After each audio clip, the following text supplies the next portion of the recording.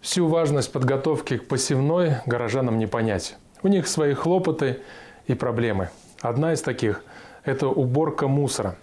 Почему-то горожане в большинстве своем считают своим домом квартиру, максимум подъезд. А вот улицы – это уже какая-то территория, на которой можно ходить и при этом выкидывать отходы своей жизнедеятельности. Бороться с таким мышлением уже начали в Бишкеке, причем разными и нестандартными способами.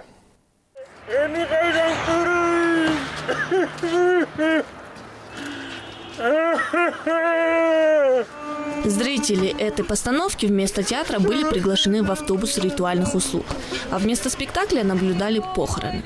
Таким необычайным образом создатели постановки решили рассказать о проблемах городской свалки.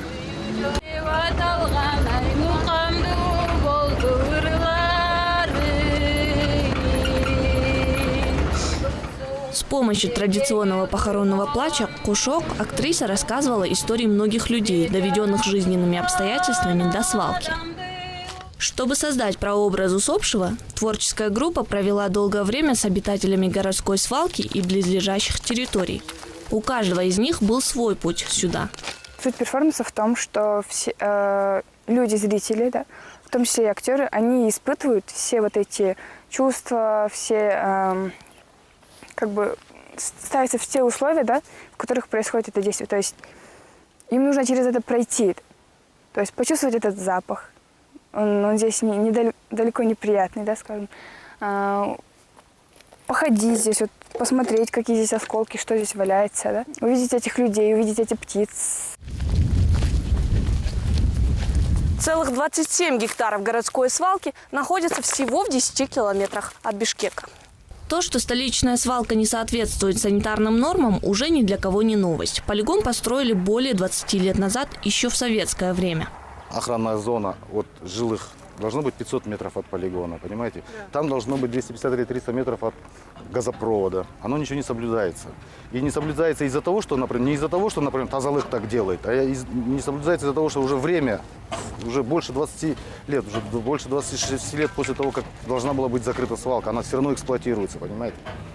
И вот если мы этот проект развернем, в течение 2 лет будет происходить рекультивация. Рекультивация подразумевает в себя, это значит, весь этот мусор будет захоронен по правилам.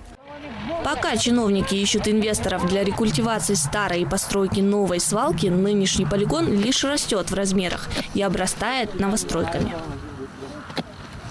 Местные жители часто выполняют роль сортировщиков мусора, собирая и сдавая макулатуру и пластик на переработку. Но все же большинство мусора продолжает оставаться в опасной близости для горожан. Особенно опасен мусор при сжигании.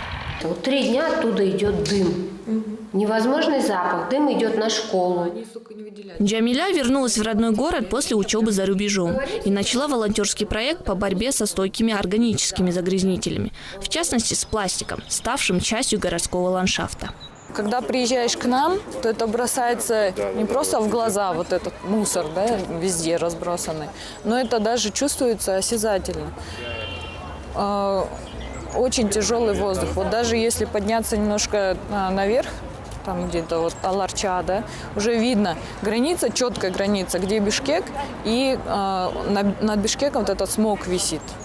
Вооружившись статистикой и международным опытом, волонтеры готовы лично рассказать каждому жителю Бишкека о вреде сжигания и использования пластика.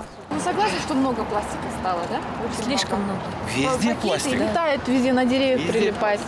В целом горожане активизируются весной, дружно выходят на субботники и убирают улицы. Однако мусора в городе не становится меньше, так как люди по привычке свой мусор не доносят до мусорных баков. Лень, наверное, доходить до баков. Просто едят и все, мусор бросают. Мусорных баков, во-первых, мало. Во-вторых, не знаю, так привыкли, что ли. Чисто там, где не ссорят. Я бросил пакет, а за мной подобрали, и после этого для меня это послужило уроком. Равнодушное отношение кыргызстанцев к мусору не может не шокировать, делится Мартин. Приехав в Кыргызстан из Голландии, Мартин был поражен, что люди попросту выбрасывают мусор там, где они живут. Больше всего меня шокировало то, насколько люди разрушают свое окружение. В Кыргызстане я часто вижу красивые дома, природу, горы, холмы. домы, и все очень красивое, кроме мусора, который повсюду. И я поражаюсь, как люди могут так разбрасываться буквально у себя дома. С ростом экономики мусора в стране будет становиться только больше. Поэтому сейчас наиболее важно для кыргызстанцев осознать, что мусор – это в первую очередь ресурсы, говорит Мартин. Вот эти баки для пластика и бумаги. Мы получаем 5 сомов за килограмм пластика и 11 сомов за килограмм бумаги. Всего за месяц собирается около 40-50 килограмм каждого. Чтобы объяснить это горожанам, Мартин начал кампанию по сортировке мусора в одном из столичных университетов. Координатор проекта и я часто находим, что люди не опустошают емкости. И люди, как оказалось, не отличают пластик от бумаги. Актеры театра решили показать своим зрителям последствия такого равнодушного отношения к проблеме мусора и поэтому пригласили их на городскую свалку. На этой свалке сохраняется, собрался комплекс всех проблем, которые существуют в Кыргызстане. Это миграция, это захват земель, это безработица тех людей, которые здесь работают. Призывая зрителей к поиску решения проблемы, авторы выбрали необычный конец похорон. Вместо того, чтобы сжечь дерево, как было написано в сценарии, его посадили.